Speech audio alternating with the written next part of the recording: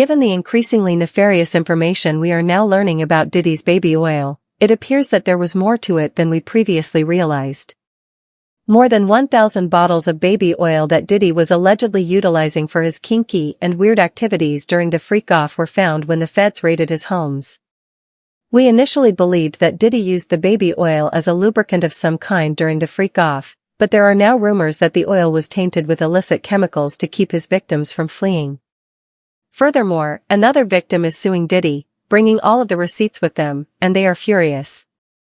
Okay, so Ariel Mitchell Kidd, a well-known attorney, is keeping Diddy under pressure since she recently disclosed that she is bringing a new case on behalf of yet another victim who alleges that Diddy wronged them a few years ago. However, this is not the first victim that Ariel is defending. Just a few days ago, she declared that she was defending a woman who alleges that Diddy S-Aid her. According to the alleged victim, Diddy allegedly tampered with her drinks before taking advantage of her. According to Arielle, the victim stated that she had encountered Diddy in 2018 while hanging out with a friend, someone who knew Diddy, and a few other well-known figures in the industry. According to her, Diddy allegedly S-Aid her with an object while she was there, poisoned her beverages, and forced another man to participate in while he sat back, observed, and, well, enjoyed himself. She adds that Christina Quorum, Diddy's assistant, was present and watched the entire incident without offering any assistance. She called me and told me a very horrific story about her assault and her escape from the assault. She told me that she was at a friend's house who had industry ties and was on the phone with Diddy, and he decided to come to the house. And when he came to the house, everything was fine, that there was another woman there who we've determined to be Christina Quorum, KK, who Diddy talks about a lot as his right-hand woman, if you will, and that they were discussing her, and then that led to her being served a drink where then she started to feel woozy, and then Mr. Combs assaulted her with an inanimate object, and then actually directed another gentleman to her while he watched and pleasured him. She continued by stating that the victim miraculously overcame her current state and fled the residence while yelling for assistance. Fortunately, the cops were summoned after a neighbor heard her.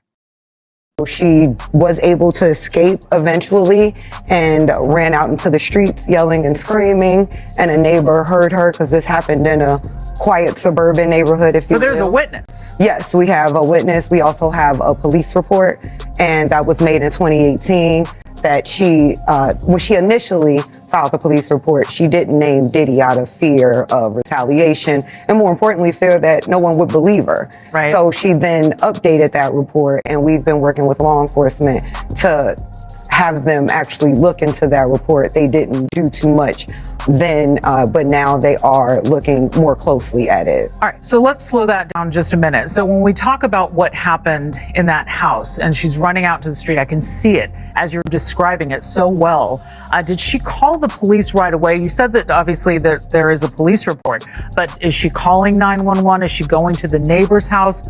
Can you give us any more detail about what happened? Sure. What she did was, as she's running out the house yelling, a neighbor saw her and invited her into the home. Okay. And it's the neighbor who then called the police, and the police did come out at that time. They also stated that they heard cars screeching, and the neighbor went outside and saw a black SUV leaving the premises very quickly. And by the time the police arrived, of course, he was no longer there. Well, was the neighbor able to identify who it was? The neighbor wasn't, only that they saw the car leaving, and they only described the truck. They could not tell who was inside, but she told the neighbor at the time who it was and why they were leaving. However, shocker, despite the police being summoned, they didn't even attempt to question Diddy, let alone do anything. It isn't particularly shocking, is it? For a very long time, there have been rumors that Diddy keeps the police in his back pocket. To make his alleged offenses disappear and be ignored, he paid them off. In addition, Cassie and Lil Rod blamed him in their claims, alleging that he scared and coerced his victims into remaining silent by using intimidation techniques. They even claimed that he threatened to kill them. to the high profile nature that it was Mr. Combs who did this, she was afraid for her life. She was concerned that if she was to come forward and say something, that no one would believe her, because we're talking about 2018 when Mr. Combs was still pretty much at the height of his career, still very much so an icon and influential figure. So she's just a young girl from Northern California who's gonna believe that he had done something to her like this. So she didn't tell anybody. She did not hire an attorney. All she did was make the police report in the hopes that maybe the police would try to investigate and come up with anything. But she said she kind of felt from the police that they were disregarding what she was saying, even without. Do you know if he was interviewed? I mean, he was named in the police report? I don't think so. Based on what she said, she really felt that the police were trying to bury this and disregard her claims and not really investigate, which is another reason why a lot of victims don't report these things to the police. We have to address the elephant in the room, is that we have victims, especially women, who go to the police, who are typically men, who don't actually investigate these things. They victim blame, they victim shame, and women don't feel safe or even protected to even make these claims because they don't think they'll be taken seriously, nor will they. She continued by saying that another client called her and said she had a video of a well-known person that might be used against them. According to her, the customer asked for her assistance in negotiating the sale of a tape that included one of the top celebrities in the business. According to Arielle, the celebrity was obviously unaware that they were being filmed. Contacted by someone who wanted me to essentially represent them in the sale of one of the Diddy tapes. So, which I declined that because... Wait a minute, say that again. Say that again, back up. You're saying that there's tape and they're being shopped? Yes, there have been people already shopping. We've heard about the tapes, but yes. The shopping thing is... Yes, there already have been tapes leaking around Hollywood, being shopped around to individuals in Hollywood. But one particular person contacted me to shop a particular video they were in possession of, and to contact the person who was in the video to see if they were interested in purchasing the video before it became a public knowledge. I've heard this before, so like a catch and kill. Catch and kill, correct. Wow, can you, and I guess you can't reveal the person who is on No, I tape. can't explain who the person was, but High profile? Mr. Combs was in the tape, and this other person is, I would venture to say, more high profile than Mr. Combs. Really? Really? And you've seen it? I've seen stills of the video. Okay. So you can verify that it exists, that it's real, that the other person in the video is very visible. It's no question if it's that person in the video, and I can tell the video is in nature. Oh my. All right. So we know that he videotaped a lot of activities at his home, did he? And it sounds like there was probably a lot of hidden cameras as well. Is that what is being talked about? Yes. This was actually in his Atlanta home, at a home he had in Atlanta at one point. And it does seem that the person isn't like looking into the video, so it's, to me, doesn't seem like that person knows they're being videotaped. It doesn't seem like they're active participant in the videotaping, like they're being surreptitious. Following this, fans went into overdrive as they attempted to make the connections. Eventually, they came to the conclusion that Beyoncé might be the celebrity in question. We all know how close she and her husband, Jay-Z, are to Diddy, and she's one of the few celebrities in Hollywood who is bigger than him.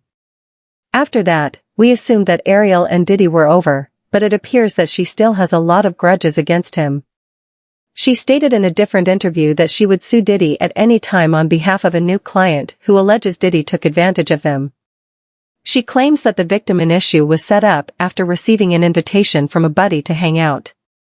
According to Diddy, his security, and the acquaintance who invited her, the woman was S-Aid. I have the suit filed sometime this week, probably in the next couple of days.